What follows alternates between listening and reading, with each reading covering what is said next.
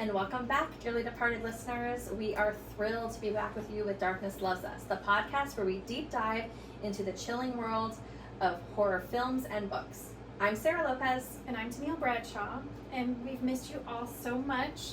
We cannot wait to get back into our happy, comfy place of sharing all our amazing horror finds with you guys. Yeah, I'm so excited. I am so excited too, and it's been quite a long hiatus. Over a year. It has. I think been over a year. I think it's closer to 2 years almost. Almost. Yeah. But we're ready, and we're excited to kick off our Summer of Horror series. We've got an exciting lineup of spine-tingling films and books to explore. Starting with today's episode, the classic 1971 horror film, Let's Scare Jessica to Death. Let's Scare Jessica to Death. Oh, poor Jessica. I love that title, by the way. I love the title. It's like a plan. Mm-hmm. Okay, we're going to do this. This is our plan. Listen, and who is trying to scare Jessica to death? We're going to tell you. We're going to tell you. You also still might wonder after it's over. You still might not know.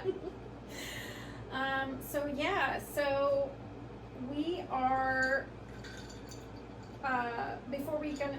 we're gonna tell you all about Jessica and why she wants to not be scared to death, but she is gonna be, maybe. Not, we don't know. It's ambiguous. It is. So before we do that, we want to catch you up on some things. So this is new for us. This is our YouTube channel. Hi. Like and subscribe to my channel, guys. It also kind of makes me feel weird that I don't know how to hold my arms and my body. Oh, that's why I have a pencil. Like, should I be like this? Oh. Is this comfortable and natural? Guys, we are really AI. Oh, yes, we are. We're going to keep some of our old stuff. We are. Right? We definitely want to keep Raising the Coffin Lid. Mm-hmm. We're going to sometimes revisit Complaint Corner. Yes. But we're not only doing vintage horror, right? Right. So we're going to do horror films. We might throw a book in there every now and then. Mm-hmm. So before we were very book heavy, which was super fun, but it was really difficult sometimes to bring you all books, especially reading a book. We were like reading a book a week just about at one point. Yeah, we read a clip. And so that got to be a lot, but listen, it was fun, but we are really going to delve into some horror films. There's so many out there. Mm-hmm. So what we're going to do is bring you some old ones, which we're going to call our resurrections. And then we're going to cover newer horror films, and those are our fresh kills. Yes. So we're going to do that. So we're just excited to be back and a different way, but also the samesies. Exactly. Same but different. Same and comfy, like you like, but also a little bit different. And we've got great stories to share and a few spooky experiences that we've had on our own. And while you listen, why don't you craft your own cocktail along with us? So today we've crafted the Lake Whisper. The pictures of this cocktail and the ingredients, that whole recipe will be on our Instagram. Look for it in there. There is a mocktail version and there is a fully loaded version. It's up to you. I'm not the boss of you. But it's inspired by the film, and it basically has blackberry liqueur, blue curacao, some lemon or lime. It's a very delicious and light summer cocktail with a creepy swamp look. Yes. Cheers. I'm so glad to be with you, babe. Doesn't this drink look so beguiling, bewitching, mysterious? I feel beguiling when I drink it. I know. If I had to, I'd be even more beguiling. I love it. I think it's delicious. It's not too heavy. It's a nice summer drink. Wow, that is nice. Right? I'm into it. Me too. It feels summery. It does. Even though it's spooky, it's summery, and that's us. Mm-hmm. We might be sweating our asses off here in Florida. We're still spooky. But we're still a spooky swamp witch. Yeah, that's right. That's right. So, the YouTube thing. So we're also going to be on TikTok still. We have our TikTok. We've had it, but we haven't been very, very, very active. We have not been good custodians of our social medias. Mm-hmm. But you know what? We're going to be. So we're going to be, and we're going to figure it out. Yeah, so we're figuring this out together. So anyway, grab your drinks. Yeah, grab your drinks. Settle in. Get yourself a blankie. Ooh, get all comfy. That's right. Let's get spooky. Ready? Mm-hmm. All right. All right, I'm going to start us off this week because this movie was my pick. And so I'll be the one to kind of talk to you about the background of it. And Tennille and I will jump in We'll do what we always do, volley through to talk about what parts of the movie really spoke to us. But it's time to dive right into our first resurrection for this episode, the haunting and enigmatic Let's Scare Jessica to Death from 1971. This film is a hidden gem in the world of vintage horror, often overshadowed by more mainstream titles. You know what? I had not, before you found this movie, I had not heard of it. Same. I went searching for I wanted a specific type of movie. I wanted it something that was very atmospheric, psychological horror, good setting, something that wasn't super, super popular. Yeah. But also something that I wasn't looking for like body horror. I wasn't looking for like gore for the first one out. I wanted something more like atmospheric. Yeah. And I think that's what we got. There was a little bit of horror, but a little bit of gore, but not like a ton. No, it was like 70s gore light. Yeah. You know? Yes. Some fake blood. That blood was so red. It was the reddest very blood. Red. It was a little food coloring, but that's cool. You know, it's the 70s. That's what we expect. Right? So basically, this movie is dealing with, wouldn't you say, what is in Jessica's mind and what is really existing, right? Yeah. That's what's going back and forth the whole time in this movie. Yeah. It was directed by John Hancock and starred the incredibly talented Sara Lopez as Jessica. This film tells the story of a woman who moves to a remote farmhouse in, it's like mid-eastern Connecticut. So not quite far enough into the Berkshires, but like on the edge of the Berkshires. Juneau is like one of my favorite places. I love that whole vibe, that whole, is it Hawthorne that lives from the Berkshires? I think it is. Nathaniel Hawthorne. So it's real like that kind of vibe. It gives you like a Camp Crystal Lake vibe, sort of. Kind of, a little touch of that, right? Bit. And it's fall. Yeah. Right? Yep. And so she has moved to this remote farmhouse with her husband and with their friend in hopes of recovering from a mental breakdown. She's been in a mental health facility. She's gotten out, and this is the first place they go. And when they get there, the eerie events that follow might be even more unsettling than Jessica's past. Yes. So I feel like this film definitely has, it's a mood. It definitely has atmosphere. It definitely has a vibe. Like, so the other thing I feel like, I like the way it's filmed because it does give you some unsettling feelings. Like you are, well, I mean, if you weren't clued in from the title, some things are going to go down. Yeah. But the way it's filmed, it has kind of a dread. Definitely. Did you feel the dread? Yes, from the very beginning. Pensive. Yeah, I totally agree. And also, I feel like, you're just not quite sure what's happening. And right from the beginning, I think that it really starts right from the beginning with like this impending sense of dread with some of the very first shots of the movie.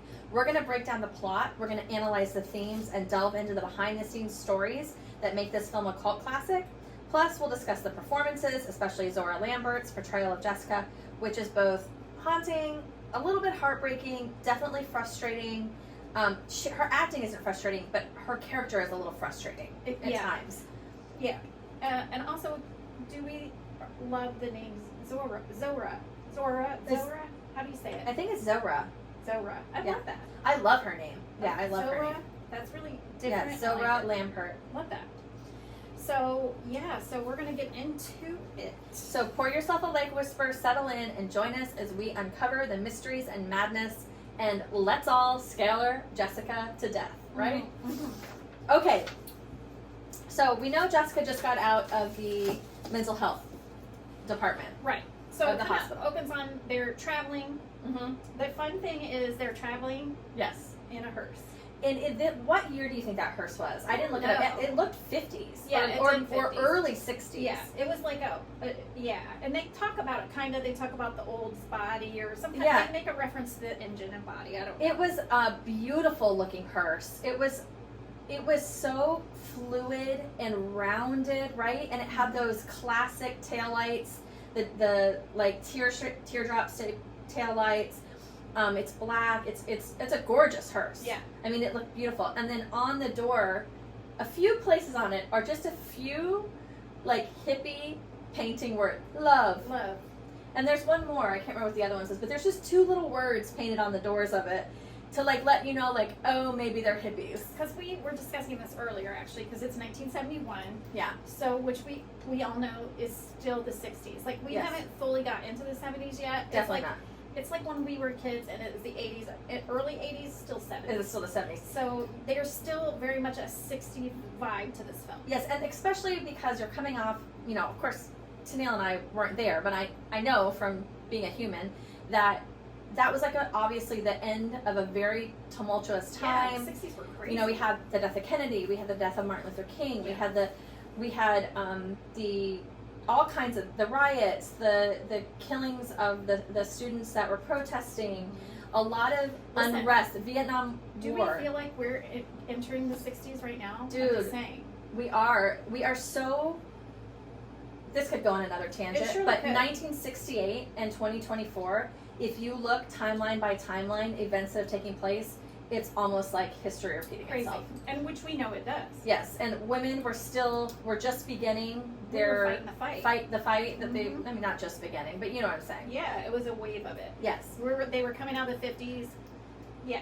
And you can see that vibe because they're driving through this beautiful fall, like New England landscape, right, on these windy country roads, and their dialogue right from the beginning and the sound right from the beginning is a little different. I am sure that it was because of the shoestring budget of this film. I'm sure of it, but I think it was shot for $250,000 in 26 days. I'm pretty sure. I also feel like there was definitely some, like, this is going to be arty, you guys. Yes, this is our sound and music is going to be so art house film. Yeah. Like, it was completely like that. So the very first thing that we kind of see is they stop. They're at this graveyard. As an aside, I should tell you, this is a spoiler-heavy podcast. Listen. So, Let's Scare Jessica to Death came out in 1971. If you haven't caught up... Sorry. I'm sorry. We're sorry. We're spoiling it for you, but we got to. Yeah. So, right at the beginning, they're in the hearse, they're driving along, and you're hearing references of where she came out of. Yeah, and do you love this? Because I thought I wouldn't like it, but I loved... So, while you're watching them... you hear Jessica's thoughts. I love that part of it. And they're whispery. Yeah. And I just really liked it because it at first I was like, okay, this is going to be a lot. But it's not. It's not. I love it so much. Listen, we all have that inner dialogue. Yeah, you're hearing her inner monologue. You're hearing it. Do you think that, well, mine's a dialogue sometimes because I talk back and forth to myself. Like, don't do that. We're not doing that today. Like, and I'll say, well, maybe I should, and then I say no. But anyway, these are things that come on. So sometimes it's dialogue. Right. So, so maybe mine don't whisper. Like, don't do that, Jessica. Jessica, no. Jessica, is that real Jessica? Yeah. But I did not find it annoying. I liked it. No. So it added to the creepiness. It did. And also, we should say, in the car with her is Jessica, played by Zora Lampert. Her husband is Duncan, who's played by Barton Heyman. He's supportive. He's skeptical. He's not my favorite character. We got Woody, who was played by Kevin O'Connor. He's their friend. You got to think of this as a little bit of a reverse sexes Three's Company situation, kind of. Although there is a married couple, it's like they're kind of they're together, but they don't feel. I mean, they're married. There's just no chemistry between him and her. Did you think? No, and also he makes a real, when they roll into town. Yeah. So they roll into town in the hearse, and of course when they drive into this conservative Connecticut town in a hearse, everyone looks at them like, like, oh my God, and it's all these creepy old men. Yeah, and it's like probably like 70s, 80-year-old men. Yeah. And they all have like bandages, and they make some comment of like, I think those bandages are from the Civil War. That made me laugh. That made me laugh. But the only thing is, like, when the guy looks at Duncan, he's like, he says, he's like, my mother-in-law's in here, like a stupid. Because when they get on the ferry, they have this huge they get on the ferry. Coffin looking, I think on purpose, stand-up base. Oh yeah. Container or whatever, and he goes, "What's in the cage?" And he says, "My mother-in-law." I was like, okay, come on, dude. But I did like the ferry. I love Woody, their friend Woody. I did like Woody. I loved his mustache. I loved it. I loved his outfits. His outfits were some of my favorites. Woody was there to work. He was, and he was a friend. He was a true friend. He was. So right after they get off the ferry, what's the very first thing they do? They stop in this graveyard. And she's like, hold on, guys, I just need to do something real quick. And she runs out to 2 graves, and she does like a rubbing of the grave. I love that. That's something I like to do. I mean, I don't do it often. I almost said I love a good rubbing, but I felt like I shouldn't say that. I mean, let's not lie to our friend. We do. Okay. But I really enjoyed that part. And right away in that graveyard, she sees something that she's like, okay, is this my mind? Is it starting again, or did I see something? Yeah. And we don't know. We don't know. Because you really feel for Jessica because they don't really go into. I think her dad passed away. That was an issue. They don't talk much about it. They don't talk a lot about why she ended up in the institution. Yeah, they don't talk about that. She's basically, Jessica has a strength to her, but she's very, very fragile right now. Yes, and I think what they do allude to is that she was seeing things. She was having hallucinations. Yeah. Hallucinations? Yeah, that's right. Yeah. And she sees 2 things in the graveyard. One, she sees a woman in white, and then the other, she sees like in the distance, in the foggy distance, like a group of people with like hoods. Are they like having some kind of seance? Like, we don't know what they're doing, but something's going on. And so she's just like, I'm not gonna talk about that. I'm not gonna pretend I saw that. Yeah. Like, let's just whatever. Let's be done. Yeah. So, and they're going out to this property because Duncan inherited it, and it's an apple orchard out there. Yeah. So they're just going to go, I guess I feel like they're taking Jessica out there. Let's just give this gal a rest. We're going to get out of the city. We're going to just have a great time, and we're just going to, make a time of it. Right, relax. Yeah. So they get to the farmhouse, and she sees someone, like, on the porch rocking when they first get there. Yeah. And again, and all of it starts in her head. Jessica, don't do that, Jessica. Well, she's, like, talking to herself. Right. Nothing's happening on the outside. Goes up the steps. They go inside. She's like, I'm going to pretend I didn't see anything because I don't want them to put me back there. I don't want to go back there. Like, I want everything to be fine. And as a viewer, you're like, is this real or is she? You're like, kind of, you're not sure of it. Yeah. Yet. She's a very, what do they call that? Unreliable narrator. Yeah, unreliable narrator. So then she goes inside, and Duncan is right on her heels. He goes inside behind her, and you see at the top of the stairs something goes running by. And Duncan's like, I saw it too. Yeah. So right away you know, like, oh, there is something there. Okay, yeah. Well, guess who that person is? Enter Emily, played by Marie Claire Costello.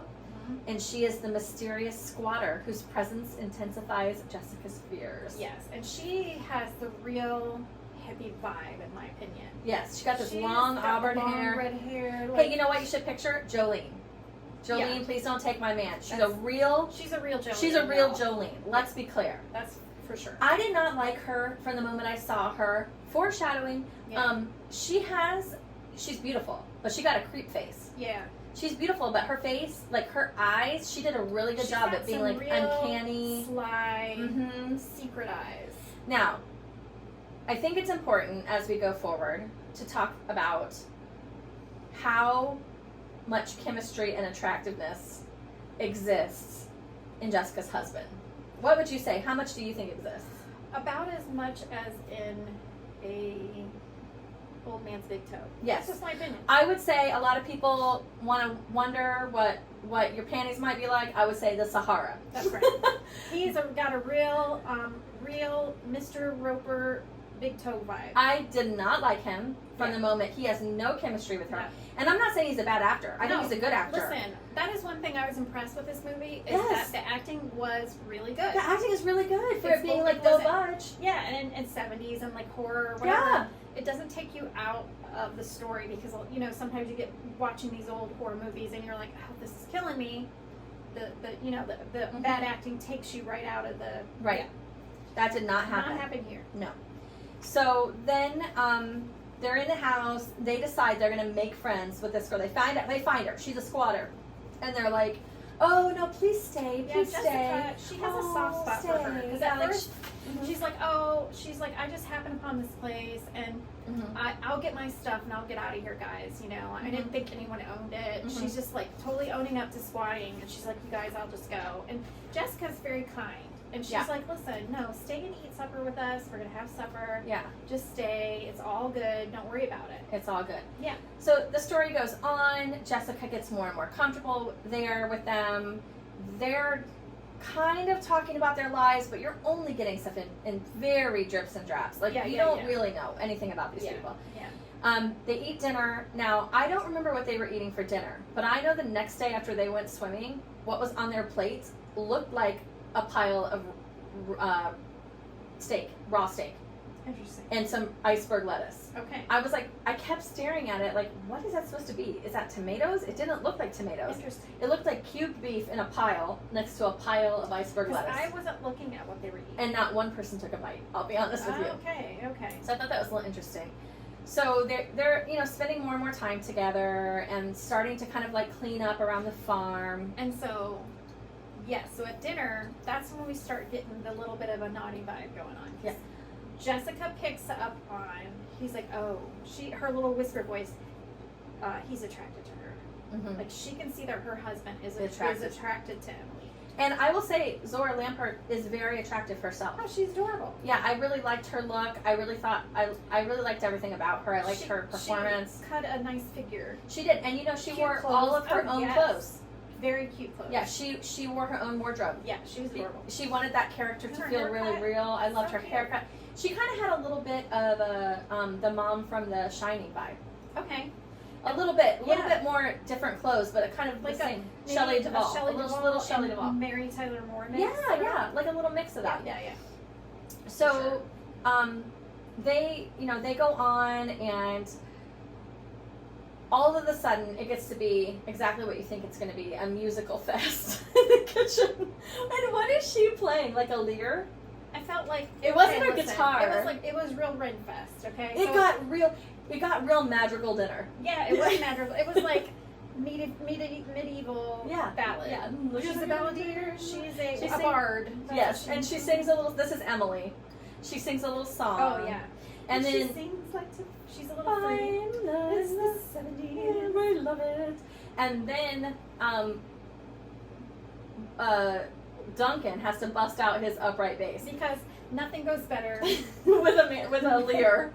medieval And then a guitar. dum, dum, dum, Yeah. dum, dum. Then an upright. He bass. really wanted to make it a swing. He wanted to be like, hey baby, what's it gonna be? He wanted to find out. Yeah, he did. He did not. Yeah. So anyway, they go to bed or whatever.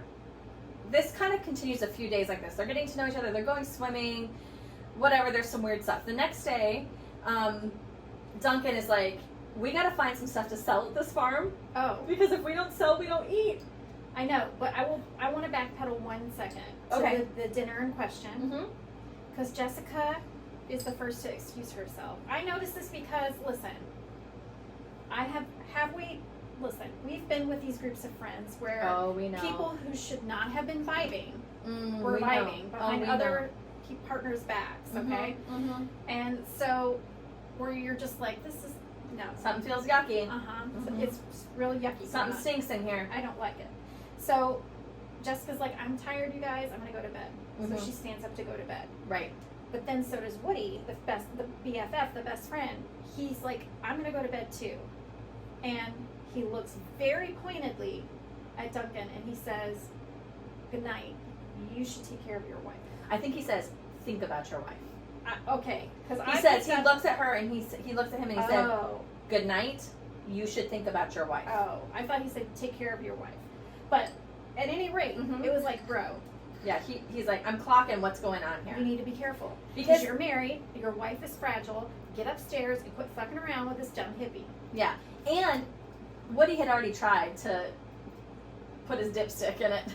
And she had rebuffed Oh, him. that's true. And which made no She's sense like, oh, at the let's go time. slow. Let's go slow. I'm not going anywhere. And he's like, Which is okay. like so confusing because if what Emily is after is what she's after, why was Duncan more attractive for that than Woody? I don't know. I didn't get that whole thing. Did Duncan have a awesome ass mustache? No, he did not. He did not. Did he have sideburns that were growing into his ears? He did. He did. And I He found did. that very upsetting. So here's the thing. This is a time in in the nation's lives, maybe the whole world's lives, where men had not embraced the going full Kojak. So when they were losing their hair on top, they were just like, let me grow in these sideburns as These twirly, swirly hairs. Let's do that. That's a good idea. I hated it. I hated him. But not as an actor. But I just hated his And character. let's be clear, we have nothing against a guy that loses their hair. Oh, don't give a shit about women, that. Listen, I'm telling you, most women, I don't give a shit if Do a not guy's care. losing his hair. Do not care. Yeah, they can still be very attractive. But trim your ear hair. Yeah, swirl it in your ears. No, No, Let's I not don't do that. care. let's not. I do truly that. do not care about no hair on top of the head. Hell no. As long as you got hair downstairs. I'm just kidding. That could not be more false. I don't even know where that came from. But please address your ear hair. Please.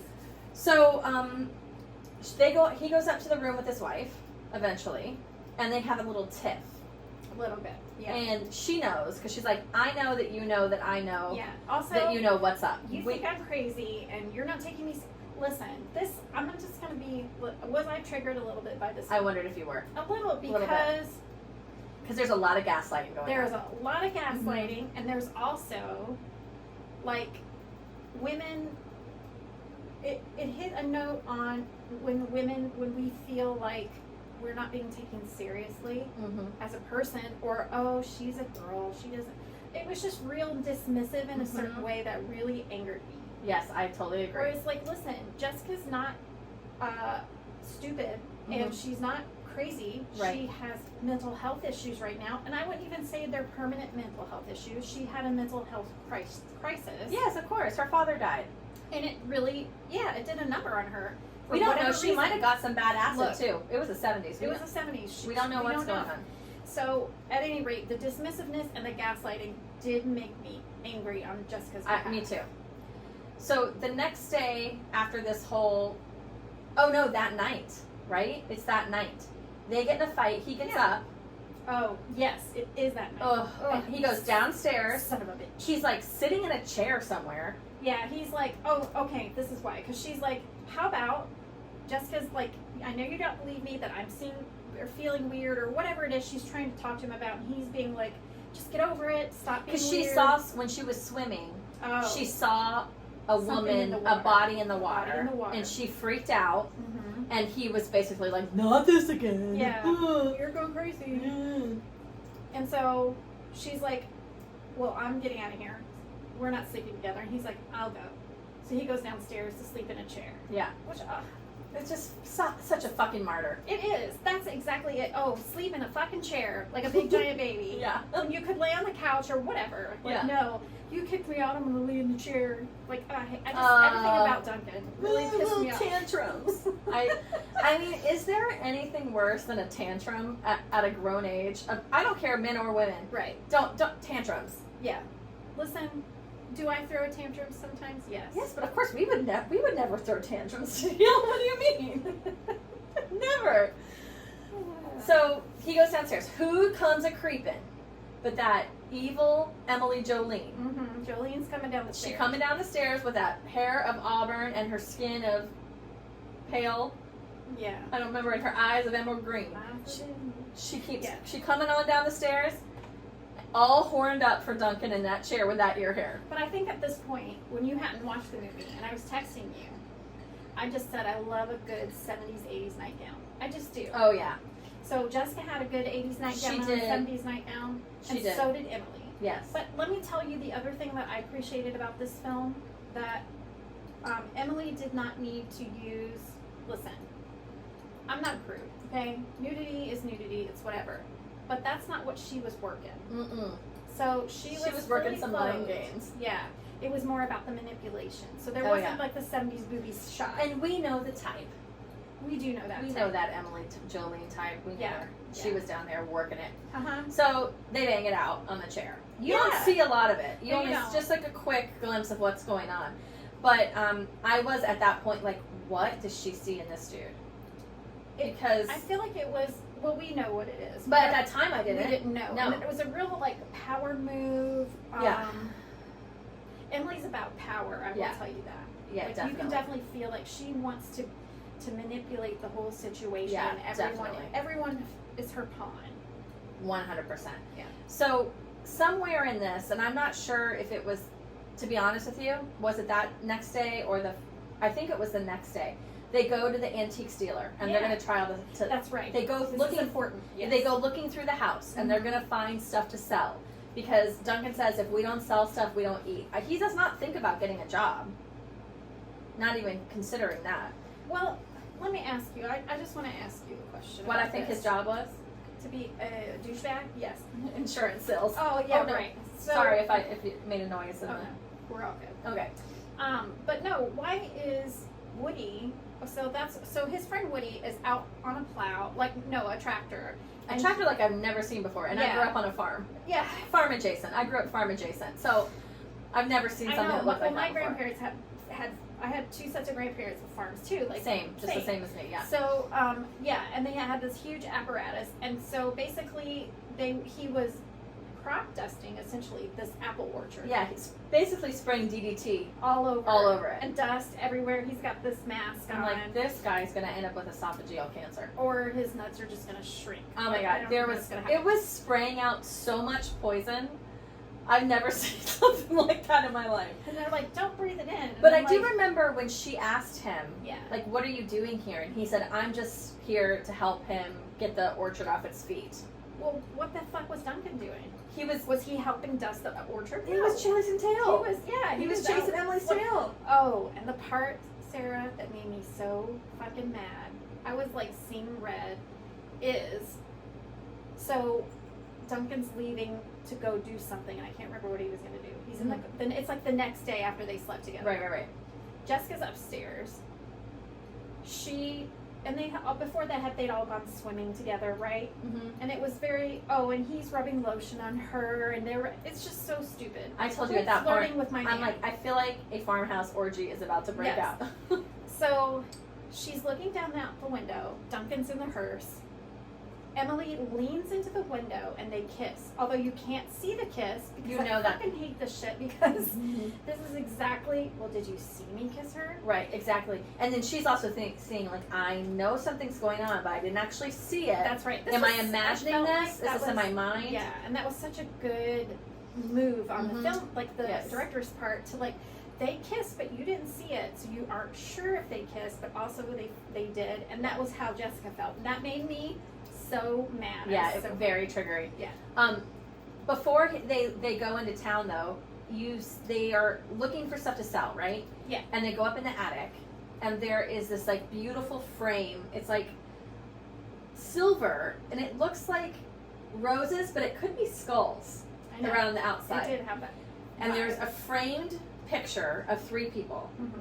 It is a man, it is a woman, and it is a woman that looks exactly like Emily. Here's the confusing part to me. If that was supposed to be her mom and dad, all 3 people in the picture look the same age. They did not look older than her. No. So then I was like, are these siblings? Is this a love triangle? Is this a 19th? Oh, it was before. It was like a 1920s, 1910s. It was 18 something. I think I read somewhere when we were researching this film that it was 18 something or other. Okay. It looked 70s, but it was still supposed to be the 80s. It looked like when me and my cousin dressed up and had our photos taken in Gatlinburg. That's what it looked like. Old-timey. But I love an old-timey photo shoot, so for me, I'm for it. Listen, Sarah, I have never done an old-timey photo shoot. I've always wanted to. I've done it so many times. I used to beg my mom, please can we do this? And no one I'm would telling ever do you it. that is what we're doing this year. You need to make my old-timey photo dreams come true. That's our Christmas present to each other this year. We're gonna do that. I have 3 of them, I think. One of them, I'm dressed as a jug band with some girlfriends. We're all together. Yes. It was actually for our friend Piper's bachelorette party, and we dressed in overalls with a stand-up washtub base. But me and my cousin Shauna are dressed as saloon girls. That's what I want to be. We are 13. A saloon girl.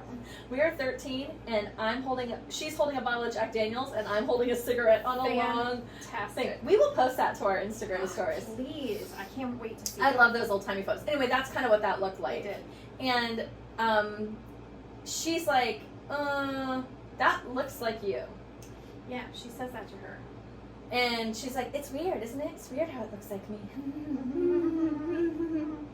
Okay, whatever. They try to sell the photo. They sell a bunch of stuff. They meet this guy in town who has like a furniture shop. He's a nice guy. He is. They start up a conversation because he's like, no, I'm not from here either. I moved here from New York. and I have my, I'm selling antiques out here, and they're like, oh wow, we're from the city too, and they kind of struck out a conversation with the antique dealer guy. And they get $250 for all this stuff that they got. Yeah, they brought like this. They had a lot of stuff I really liked that I would have liked it. to have That's too, right. from that haunted ass house. That's right. So anyway, that all happens. They go back to the house. I think that's actually the night that the hookup happens. The next day, she's up in the attic. The picture is back. Yeah, even though they sold it. And it's like, well, that's weird. And she didn't want to sell it. No, she liked it. Jessica didn't. Yeah. And the photo's back. So then she realizes, oh, this looks just like Emily. She confronts Emily about it. Emily's like, that is weird. Oh, let me take you swimming. I think you need to clear your head. This hot, dusty attic. Let's go swim. And then she tries putting the moves on Jessica, and Jessica's not having it. Like, she's like, oh, let me put sunscreen, and she slips her bathing suit straps down, and she's like, and she's fine. like, I'm okay. That's enough. Cool. That's enough. I got my sunscreen on, or whatever. Emily had no boundaries. No, she did not have boundaries. And so then they get in the water, and Emily keeps trying to like, ha ha ha. And she, at one point, dunks her under the water. She pushes her in. Listen, I hate that shit. I hate it, Tennille. Don't dunk me, and don't push me in, or we're not friends. I never will do it. I would never do that. I would never do that to you. And then she's like, stop, leave me alone, leave me alone. And so she gets away from her, but then she tries to bite her. Yeah, she does. Oh, big reveal. Big reveal. Emily is in fact some type of vampire. Yeah. We don't know exactly what. No, There are no fangs, but I will tell you, she has a real vampy mouth. She has a vampire mouth. She kind of does. Yeah, it's the way her wide smile. Her lips are very bowed. Yeah. And wide. And yeah, like she has a She look. has the look. Yeah. She's very pretty, but Yeah, she is. also a demon. Yeah. So she chases her. One of my favorite parts in this chase scene. So she's running from the lake to the house to get away from Emily. Yeah. And there's just cuts of her running back and forth. And when she's running, she is suddenly covered in mud. She's just streaked all over herself. It was so dramatic. I was like, where did that come from? I'm like, how'd you get so dirty? How'd you get so dirty? And then before she makes it to the house, she stumbles upon a body. Yes. Whose body does she see first? The antique dealer. The antique dealer. Mm-hmm. Oh, she sees him laying in the water. I'm not sure if that's happened then. Not yet? She saw it before it happened. It happened before. No, she sees the girl. She sees the girl running away. Yeah, the white dress running away. Who she's trying to get her to come follow her. Yes. Is that scene? I think it's before that. That's already all happened. Okay. But there's this girl in this white dress, a young girl, a teenager. Keeps trying to get Jessica's attention. Yeah, and she keeps going like this to come with her. She's not coming with her. She just wants to show her something. Yeah. So eventually she shows her the antique dealer laying at the base of this waterfall. Yeah. He's been pushed off this small waterfall that has no water at the bottom. It's just stone. Like a creek bed or yeah. And when Jessica goes back and gets her husband and is like, hey, come look at this. Of course he's not there. They find that girl that had been beckoning to them, and we find out she's a mute. Yeah. She's unable to speak. And she also has a scar by her ear. Yeah, she has a scar by her ear. Yeah. And which is puzzling later. Let's be honest. Okay. I have more to say about that. That's puzzling later. So she gets back to the house and she locks herself in the bedroom. She moves the dresser in front of there and she tries to figure out what to do. Basically, she gets dressed. Mm-hmm. She puts a cute outfit on. She does. She puts those nude sling blacks on that she's wearing the entire movie. I know. I'm like, oh, she's got her little. She got her slingbacks on. Slingbacks. Every time she put them on, I'm like, oh, she likes those. She really does. And they were nude patent leather. They were very 1971. They had a square heel, like a 70s heel. Yeah, I loved them. So the other thing she's saying in her head, while she's kind of going through it, she keeps seeing her rubbings on the wall, kind of blowing in the wind. Mm-hmm. Oh, that's the other thing. Yes. Should we talk a little bit about the wind? Yeah. So the sound effects for when things were getting spooky, the wind. It doesn't matter if they were indoors. It doesn't matter if they were outdoors. Uh-huh. And also there was another sound. There was that, and then there's like a propeller noise. Yeah. And then real arty. I think they put a sound effects record on, and they were like, whatever comes up next, this is gonna push be great. The button on the move. Exactly. So she runs from the farmhouse. She gets away, and she's gonna haul ass into town. Yeah. the guy. Oh, there wasn't another part. I'm sorry to backtrack and jump all over the place. No, it's all But good. the chicken house. Oh. When she goes to get the eggs, that was so weird. So that's on the same day as the antique, right? Antique dealer. Because Duncan and Jessica are kind of exploring the town, like when they had gotten there. Well, now they got their $250. Yeah. And so they went to go buy some fresh eggs. Jessica wanted fresh eggs. So they stopped there, and everyone's just really weird there. Everyone hates them, and they don't know why. Yeah. And I think you're supposed to think, like, oh, they hate them because they're hippies. But they're, like, hippie adjacent. They really, if you looked at these two, they do not look like hippies. No. I'll tell you what, I was at dinner the other night at, I think I'll just name drop. I was at Good Intentions for dinner with my husband and Jeff and Jenny. And right before closing, this car pulls up, and these people come rolling in. And I told them, I'm like, I feel like they're time travelers. They look like hippies so much. They don't look like a 90s hippie. They didn't look like I got my shit at thrift store and I've become a hippie. They look like they went in someone's shed in the backyard and time traveled to another dimension and came back, and they had like the floppy hats. And they looked true hippies. Yeah. They looked 1,000 times more hippie-ish than these cats in this movie. I had an experience similar to that. I was visiting LA, and I was visiting my sister in LA. We were in a Thai restaurant, but it wasn't hippies. It was extras in a Motley Crue video. So they were so 80s metal, like for real. Like eyeliner, spiky hair but long, spiky belts, real skinny, tiny t-shirts. Like they were same thing. The real deal. Time travelers. Time traveled. They time traveled. I was like, holy I shit. could not, like, I didn't even know that was like a subgenre at the time. Like I was like, what is this? What's happening? These people, like, you know how like there's like certain genres, like, okay, let's say like if you're really into like rockabilly, or you're really into like, now there's like the 1980s kids that are like really into the 80s or whatever.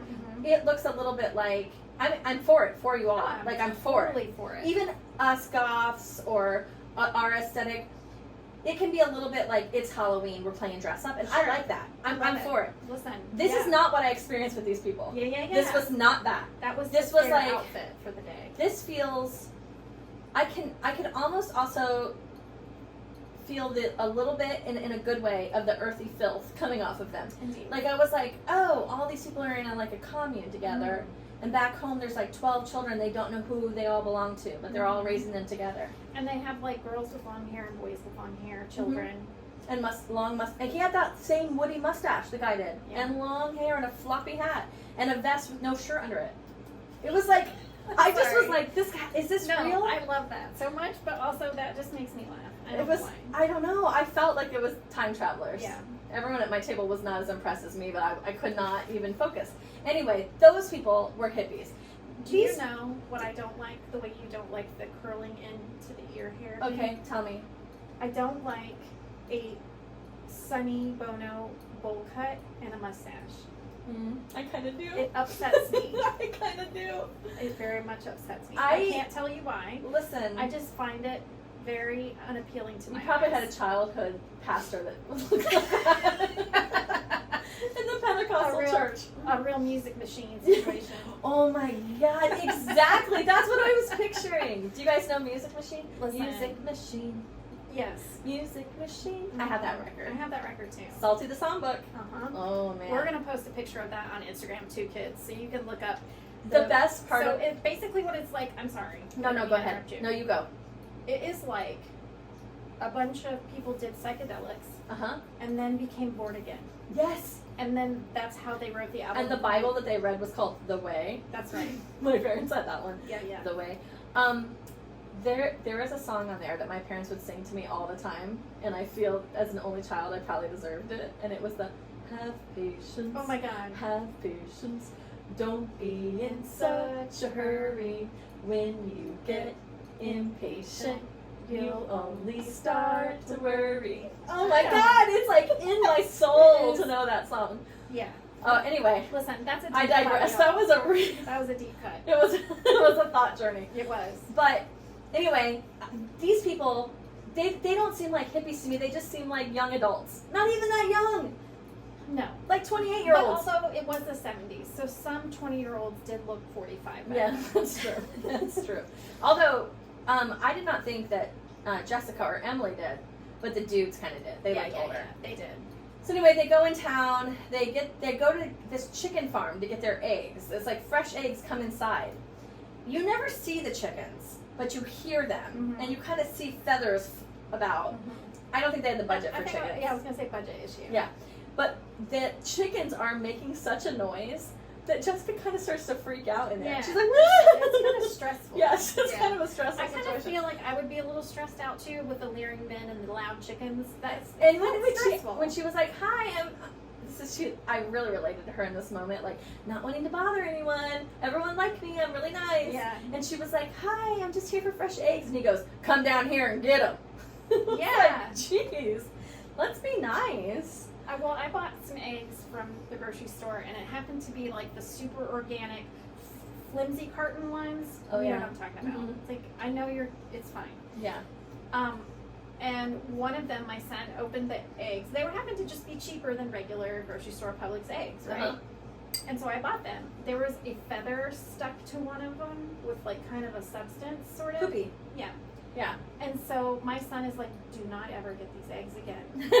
He's like, "You "I know feel that's where like they come that from, right?" just came out of the chicken's vagina, and I don't want to eat it. I'm like, Cloaca. yeah, he was really grossed out by that.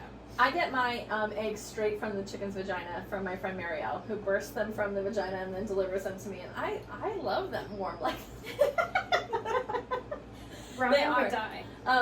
Jack always says, that's my son, he always says like he can tell that Marielle's eggs from even like if I bought like the good organic eggs because Marielle's are so yellow. I love that orangey yellow eggs. So good. I mean, Marielle doesn't lay them herself, let's be clear, but her chickens. Fair enough. So anyway, this whole thing with the chickens happens. They sold the furniture. The picture is back. The lakes. She tries to drown her in the lake. She tries to bite her. She She goes in the house. She tries to take her brown bathing suit off. She tries to take that ugly brown bathing suit off. And so she's decides like, I'm gonna sneak out of this house. Yeah. So as she's sneaking out, they have that upright base in the hallway. Mm-hmm. It is in the worst spot. She put your shit away. Put your shit away, Duncan. We're No one sick wants of to your hear shit. you play that. No, it's Swing stupid. daddy. And get the hair out of your ears. God. She runs out and she runs into the road and this guy pulls up and she's like, please, like, I need to ride into town. So he's like, what's wrong? And she goes, I need to ride into town. And he goes, get in. So as she's getting in, he goes, shut the door. Like, she's an idiot. I know. Like, she wouldn't know to shut the damn car door. I know. I was just like, can this woman catch a break? No.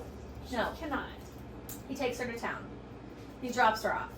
She's looking for her man everywhere, but she can't find her man. No, because he's probably snuggled up with Emily. Yeah, somewhere. I don't remember why she starts running from the town back to the house. Do you remember? Yes. She sees the bandages are all off. Oh, so she sees all the cuts. And there's cuts on every one of those men's necks. I will say, they look good. They look real. That was good makeup. It was. It was I highly like that a lot. Mm-hmm. We're coming upon the most heartbreaking scene of the film. It's true. It's true. So, she does this weird thing when she's running where she lays down in the dirt and takes a nap for a while. Yeah. They kind of did it to where, like, she was just overwrought and kind of passed out in a way. Was exhausted. I think that's what they were trying to say. Emotionally exhausted. Yeah. Who wouldn't be? I mean, So much to deal with. Yeah, there was a lot going on. Duncan finds her in the woods, and he's all. He wakes let her me up. help you. Oh, you poor thing. Yeah. Yeah. They go back to the house. I don't remember how she sees his cut on his neck, right? Yeah. Because he goes to kiss her. And she Because sees he's it. being all sweetie, and Uh-huh. she's like, "What's going on?" What's going on? Because she's suspicious. Because up until this point, he's just been a real dick. Yeah. And so she sees the cut on his neck too. So she goes looking for Woody. Yeah. And where is Woody? He's gone. Woody is riding on that DDT machine, pumping that DDT out, and she's freaking white dust everywhere. And it's wet though. Yeah. Because she comes running up behind him. She's like, and she gets blasted twice in the face with the chemicals. Yeah. I mean, like someone turned the garden hose on her face of True. chemicals. Yeah. And she runs up next to him, and my favorite character, Woody, No. is dead, head back, Woody. neck slice, Yeah. blood, Yeah. everywhere. He gone. He is. And then she runs in the house, and she goes by that stand-up base. Yeah. Blonde mute girl, dead in the thing. Yes. Here's what's weird. She was obviously already a vampire. The blonde mute one. She already had the cut on her neck. But do we think she had turned yet? I think she got in trouble because she pissed Emily off Yeah, for 'cause trying she to was tell. trying to warn Jessica, get the hell out of Mhm. here. It's Freak Town here. It's Freaktown. So does she spend the night in that house, or is it overnight she spends in the house? Oh, no, she starts running then. Yeah. She runs to the ferry. Yes. Suddenly it's daytime. Yes. And he's like, "This you can't sit here. Won't let her get on the ferry." Yeah. He's like, this ferry's not running for you. Yeah, what a rude boy. Yeah. So she sees a Like a rowboat. Yeah, rowboat. She's rowing herself away. Mm-hmm. And then all of a sudden a hand is like reaching up her butt. Classic. What a good shot. Mm-hmm. The hand reaching up. And there are a lot of good shots in this movie. I'm thinking of There one are. particular after And of this. course, you automatically assume, because we've seen this shot several times of the body under the water, Mhm. just below the surface of a woman. Yeah. So you think, oh, but it's. And I thought it might be Duncan, but it wasn't. It was the antique dealer. Oh, I thought it was Duncan. Oh, it's the antique dealer. Is it? It is? With his neck slice on his side. Oh. So it's like to prove her that he really is. Am I wrong? I thought it was. I thought it was Duncan, because that was the shocker, is she stabbed her husband to death. I'm not. Wait, what? Oh, we forgot about a major part. Oh, we did? She finds the mole, the pet mole, Aww. and she loves it, but it's really a field mouse, Yeah. and they won't So- show it very much. Yeah, they don't show it very much because budget constraints. So they Mhm. wanted the pet to be a mole. Why would we want a pet mole? Because it's blind. It was supposed to be like a. Okay. It was supposed to talk about her mental health, Uh-huh. blind to what the truth really is. Yeah. Mhm. I do like their little weird diggy hands, though. Mhm. They're cute. Moles are cute. And when she's upstairs looking in the attic, she finds this like knife. It's a very pretty knife. It is pretty. And it's ornate. pristine, Yeah. ornate, and she sets it on a windowsill. You don't see, but someone later comes down, and they were keeping that mole in like a candy jar I guess so. Yeah. as its cage or whatever. And someone comes in and cuts the head off the mole. Yes. Like, But what she uses to stab the guy in the water, who I thought was an antique dealer, but you're saying it was Duncan. I feel like it was Duncan, because I thought it was. He That has- was the shocking thing, was it was her husband, and she. Guys, watch the movie and find out. Yeah, let us know. But she somehow has her oars, but Yeah. also in this rowboat is like a Fish hook thing? fish hook long. I don't know what you would use that for. It was like a long pole with a hook on the What you end. see, what you use it for is to stab vampires that are trying to get in your boat. Yeah, so your she boat. kills that person with that thing. Yeah, whatever and it then- was. She rows out. She's in the middle of the lake, and she's kind of defeated. And she's like, oh, fuck. And then she says, basically, like, you hear that, like, that's the opening shot from the movie. The Mhm. opening shot is the final shot, which is Mhm. her saying, like, this is so crazy, I can't believe it really happened, but it did. Uh-huh. And she looks on the shore, and all the townspeople are there. All those old men in Emily's vampire posse Yes. are there, and they see her, and they're not like coming after her. They're kind of like, all right. Emily's like, oh well, she got away, and then she They turns just away. turn around and It, walk was, away. it wasn't about Jessica this whole time. No. So who is scaring Jessica to death?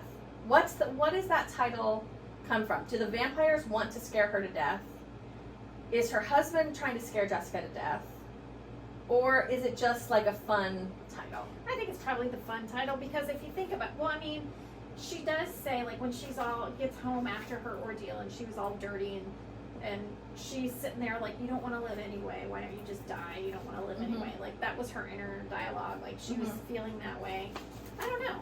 Yeah, it was a very interesting. I tried to kind of place that title with it. I liked that it was ambiguous in that Mhm. way, and I liked that you don't know everything.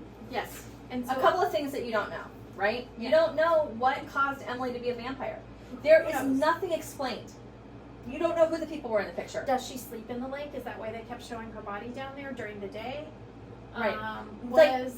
Who were those other 2 people in that picture? Did she kill the people in the picture? Who made her a vampire? That's right. These are things you don't get answered. No. I welcome you to watch it and figure it out for yourself and then tell us. Yeah, give us your thoughts. Yeah. If you've seen this movie and you're like, hey guys, this is my insight, we would love to hear from you. Right. Let me tell you just a second about the director and the writers of this film. Absolutely. So the director is John Hancock, and he was also the co-writer. He has a background career in theater before transitioning to film and television, and he gained experience as a director with the Chicago Lyric Opera and had an extensive background in stage direction, which influenced his approach to film. He met Jessica, who is obviously Zora Lampart, when she was also living and working in Chicago in theater. Saw her on a stage performance and invited her to be part of this film. And he was part of the Second City-esque group. After Let's Scare Jessica to Death, Hancock directed several other films, including Bang the Drum Slowly, a sports drama starring Robert De Niro and Michael Moriarty. He also worked on the film Weeds in '87, starring Nick Nolte.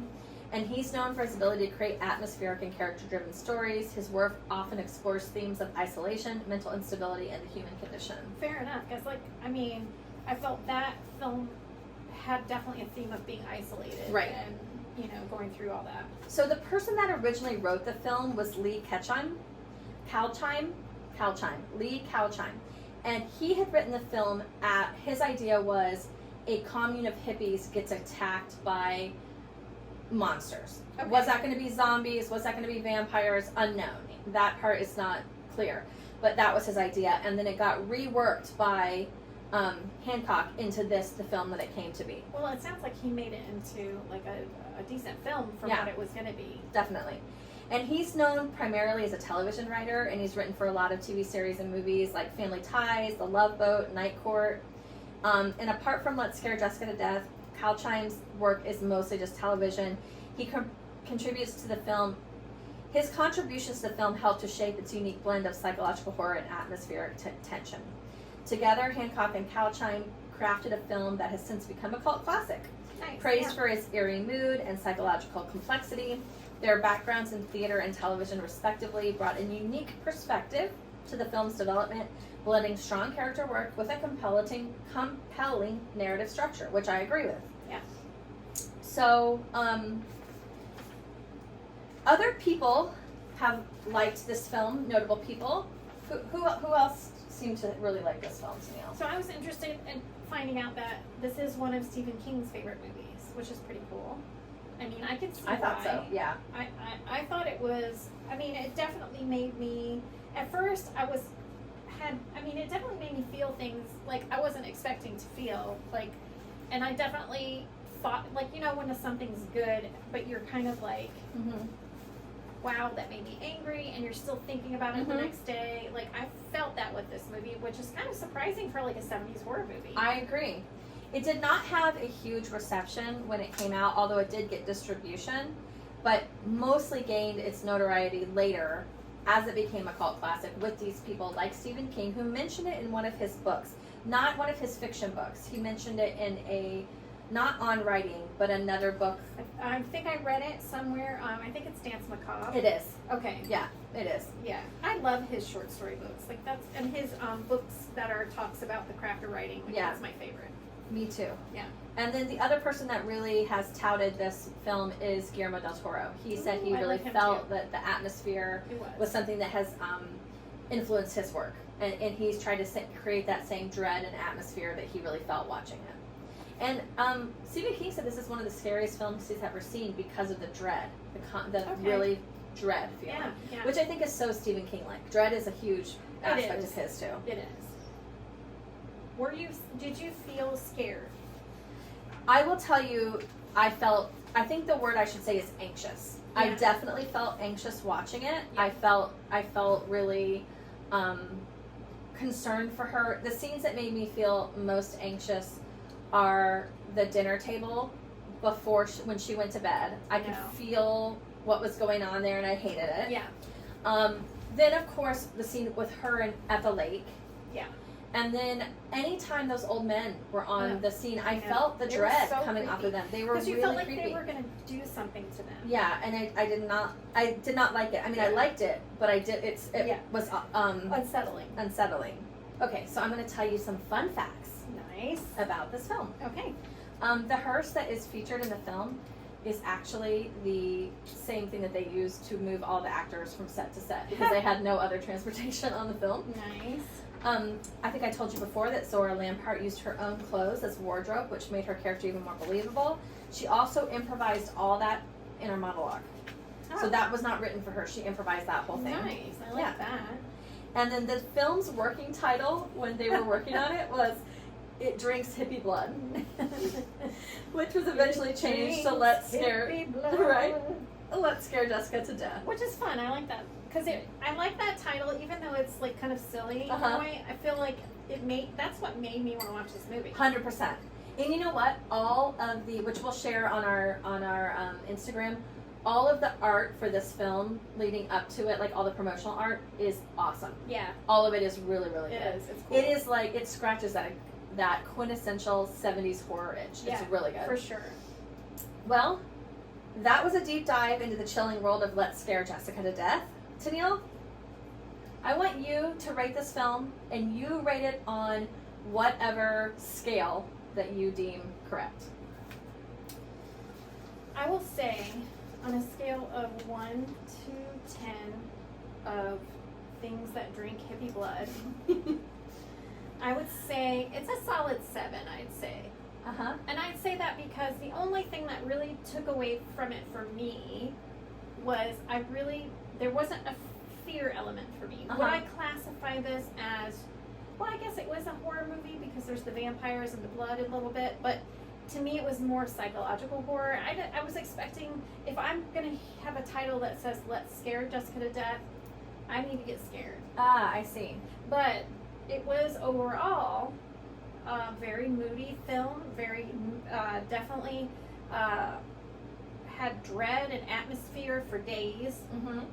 So that's what I think. Solid 7. I'm going to give it 8 out of 10 squatter sexy vampires.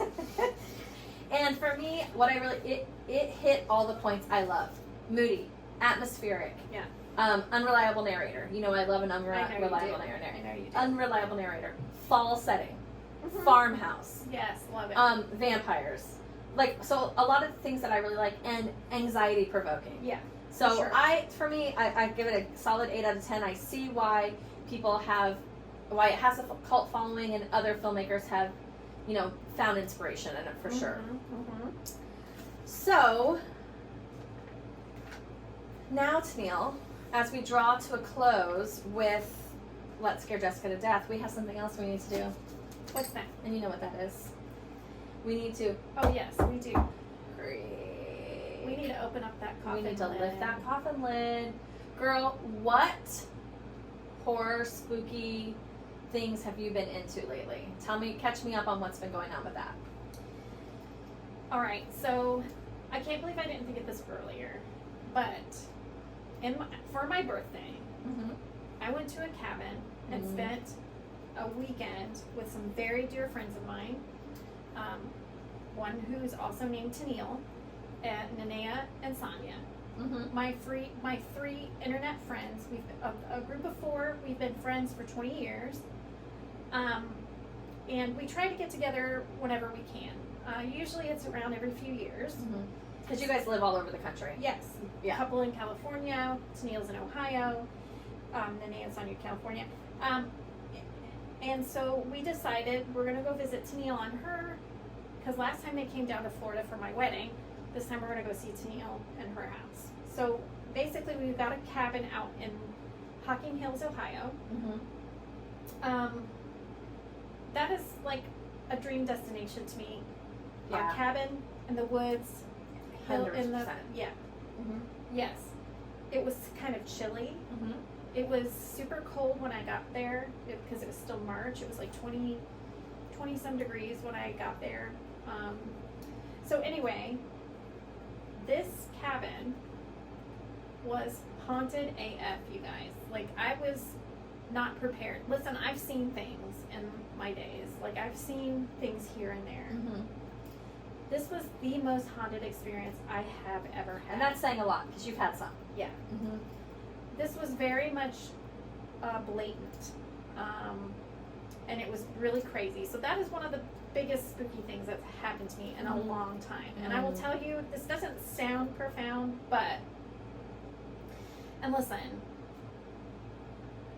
I understand if you don't believe. Yeah, you do you, boo. That's right. But the most obvious thing that I did see, which doesn't sound that intense, but I was in a room I was folding clothes, and a closet door that had an opening kind of like a locker. You know how like it pinches the metal kind of thing, and you have to kind of give a yank to open up. Yeah. It was like a little pantry closet. It just yanked open by itself in front of my face. And no thanks. Yeah, no thanks. It was also kind of like, my friends were teasing me, like, yeah, this is your, for your birthday, this is like you're in a haunted cabin in the woods, this is like your dream, right? It kind of is, it is my dream. So, yeah, that was pretty wild. The other things we experienced was when I first arrived there, the very first night, every time I would fall asleep, like get close to falling asleep, something would like flick my hair, touch my hair, and of course, when you have these things happen, your immediate reaction is, no, this isn't happening. Right. But finally, I got fed up and I said, I have to go to sleep. Leave me alone. And it stopped. So listen, this is what we all experienced some things on that weekend. What we did was, I hope the Airbnb people did not have cameras in that house, because we literally took all the mattresses off of our beds and hauled them into the living room, and we all slept on a Moroccan-style family bed for the rest of that trip, because all of us were like, we're not sleeping by ourselves in this place. No, I wouldn't have either. So my big reveal on that is literally some football field distance away from my bedroom was a family cemetery. There it was. There it was. We didn't know. We kind of were like, let's walk around this place. What the frick happened last night? Like, yeah, so that was pretty wild. That was one of my spooky experiences. Definitely. As far as what I've been into, you can ask me questions about that, dear departed listeners, if you have any. I swear. There's more to that story, but maybe not for full public consumption. Listen, it may not slide into your DMs if you want to. I might tell you some stuff. But like, really, that was the biggest thing that happened, was that, I mean, there was lots of other little things.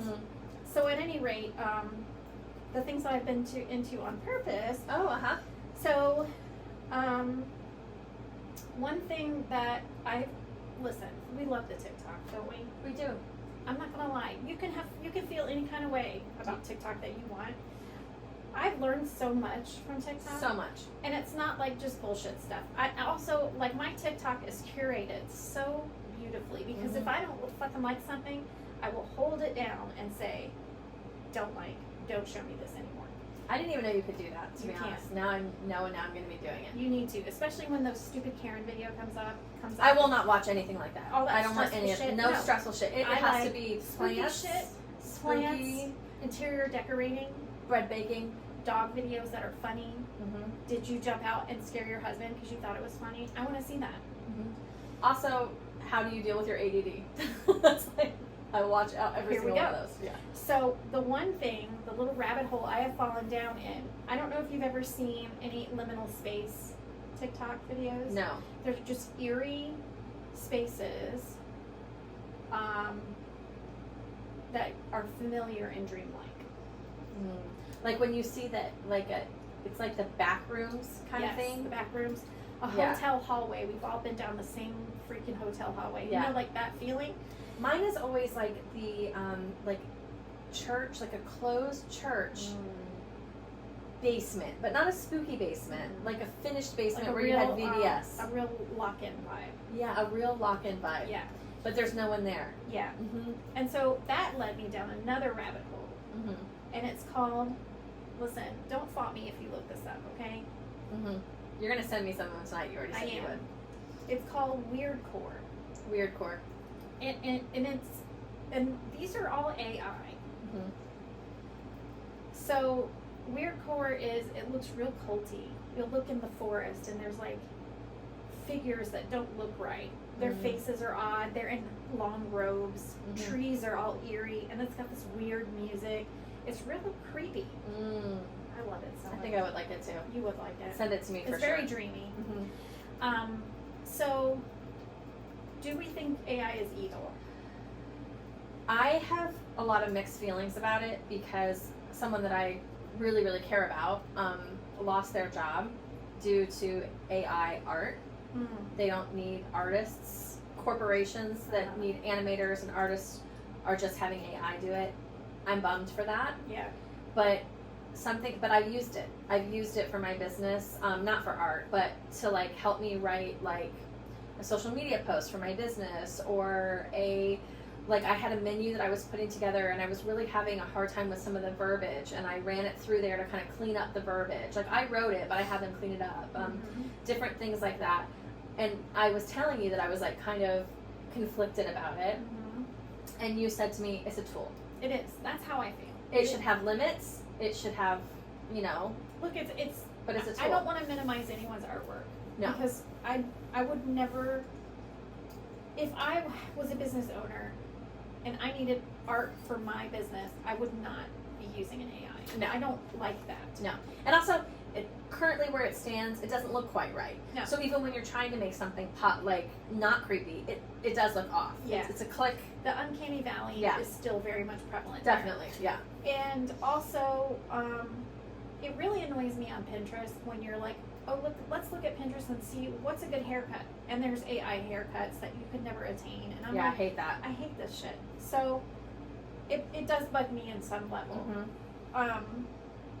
But I do think it can be used as a valuable tool if it's used correctly. For someone like me, who I am not an author, I am not in school learning to write papers. I already graduated from college. I am not writing copy that is being read out. Yeah. But when I have thoughts and I know what idea that I want to get through, and I need help organizing them, like I'm creative and I need help organizing them, and I have a small business who cannot afford to have like a copywriter on staff. Sure. It's helpful to me to like I'll say, here's all my thoughts about Here's this. my word blah, salad. blah, blah. Here's my word salad. Can you streamline this? Yeah. And then it cleans it up. I don't have a problem with that. It helps me. Also, I have used that in the same regard. I also don't use it word for word either. Oh no. It inspires me to write my own thing. Yes. Yeah. So I think it can be used as a tool in that way. 100%. And I would never want anyone to think that I would replace humans or an art with AI. No. I agree. And I don't know. It's a scary time. I saw a statistic on a Dove commercial. Who knows how true that is?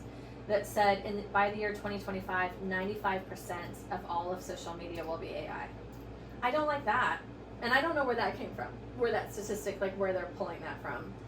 But I did see it on a Dove commercial. I will tell you something funny though. I don't think that's true. I hope it's not. That's kind of a dread feeling in itself. Humans are we're still people. I think a lot of it is sensationalized in that way. Yeah. Like the robot overlords. But I just don't. Also, every generation is the last generation. The world's gonna end. We're real dumb. We're not gonna. Yeah. But anyway, what I mean, I guess what I'm trying to say is, we can still, whatever is in our reptile brains can still see that uncanny valley, and we don't like it. Yeah. There's a grain of salt in there that you're like, ugh, I don't like that. Yeah, I agree. I just don't think that's going away anytime soon. I will say I almost did get a little bit fooled this week, and I asked my husband, I'm like, can you look at this, because I feel this isn't right? And it was Theo Vaughn, his little podcast. Yeah. And he had this young kid on there. I don't know who the kid was. And he was like, I used to be a singer in my church's band, and I have a video of it. And it looked so real, because he had like a curly mullet, and looked like a younger version of himself, like a teenage version of himself, singing in a praise band in the 80s. And I was like, this can't be real. But God, it looks so real. Like, it looks so real. And I was showing it to Mike. He's like, no, it's fake. But it really looked real. Yeah. So I almost got fooled myself. And I am terrified of that thing where it can take your voice and then make your voice and then call your family and say that you're dead and all this stuff. Yeah. So you have to have a safe word. Just like when my parents would pick me up when I was in elementary school. And if they weren't going to pick me up, and if they were going to send someone else to pick me up, I had seen on this like child on the side of a milk carton special that you should have a word that that person would know, that your parents would only tell a person that would pick you up. And my husband, he said that he had the same thing. He had a safe word too. Oh yeah. His word was not. It was totally him, and my word was totally me. And I'll tell him to you because I would never use these words again. Okay. So good luck if you're trying to get me in your car. That's right. His word was G.I. Joes. Okay. And mine was green beans. Yeah. And what would your safe word be now, though? I What don't- do you feel like you would pick? Because all of a sudden, my brain just started saying things like pomegranate, naugahyde, Pantone, cacao with cacao. cacao. Do you remember Cacao. that from Cacao. from Yeah, Portlandia? I loved it. So Cacao much. with cacao. Yeah. All right, should I tell you the things I'm lifting my coffin lid on? Yes, please. Do you have any others? I don't want to hurry you. No. Thank you for letting me take the time to tell No, my I'm ghost so glad story. you did. My ghost story. It was a good one. It was So a wild creepy. ride, and So I want to creepy. hear yours. Okay, I don't have any fun ghost stories, but right now I'm reading a book called Holly Horror by Michelle Jabe Corpora. And if this is not the most Sarah Becker Lopez book that you've ever heard of, Nice. it is a YA horror novel Yes. based on if Holly Hobby was a real person Yes. and she has gone missing. Well, she had gone missing years ago, and now someone moves into her like old abandoned house. Oh my God. And you know how I'm obsessed with Holly Hobby. Well, yeah, and also when I was little, I had a Holly Hobby lunchbox. I loved Holly Hobby. Me too. And my cousin Shauna, she had the Holly Hobby room. I know we've discussed this before. Oh right. And you know what she did for me? The other day, well, it's been a few months ago, but we weren't podcasting during this time. It's probably been almost a year ago. She sent me, for my birthday, Holly Hobby color forms. I have those too. I was so my husband got excited. them for me for my birthday one year. I was so excited. When I opened them, I was like, oh my gosh, I've always wanted these. Oh my I God. thought it was so Yes. sweet. So anyway, I love this. It's very YA, but I'm really enjoying it. I think it's really fun. Nice. And I wanna check heard, that out. I think it's going to be a series. Oh. So I'm on book 1 right now. And then I'm very excited about the new Grady Hendrix novel that's coming out. It's a witchy one. The cover of it looks super spooky. It's like a lava lamp with some like spooky witch hands. So that I know I'm going to All be in about that. It's not coming out till January, so I'll be very waiting for that. And then the other thing I don't want to say I'm into, but something I'm following, it's in my periphery, is Lisk, the Long Island serial killer, who is Rex Howerman.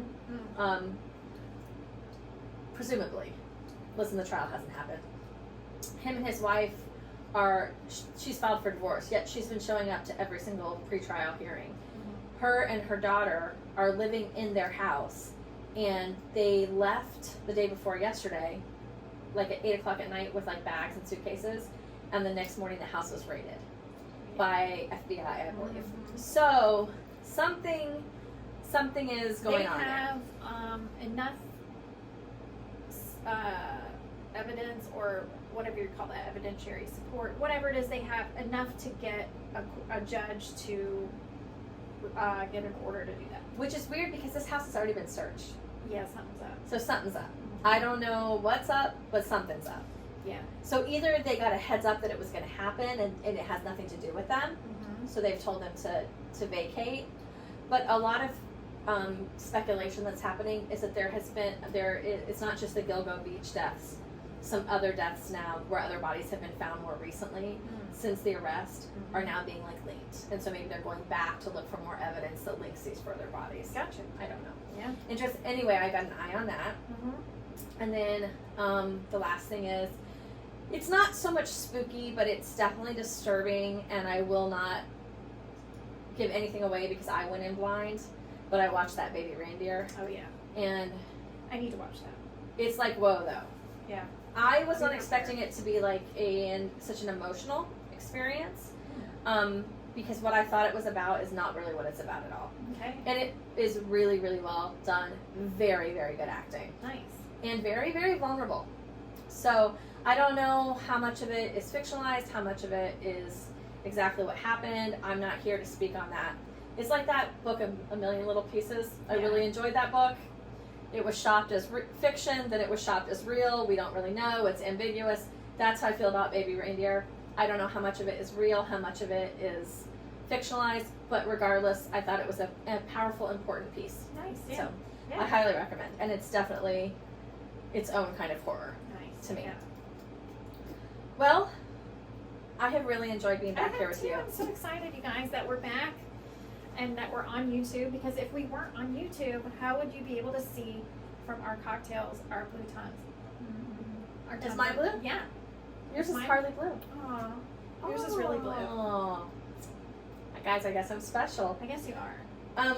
So don't forget to check out the recipe for the Lake Whisper cocktail on Yep. our Instagram. It's going to be posted this week. Mm-hmm. And watch our YouTube channel. Check this out. See, this is a big leap for us doing YouTube. And I can be vulnerable to say it's not an area I'm super comfortable in. I'm just doing it. I'm not either. I'm not comfortable being on camera.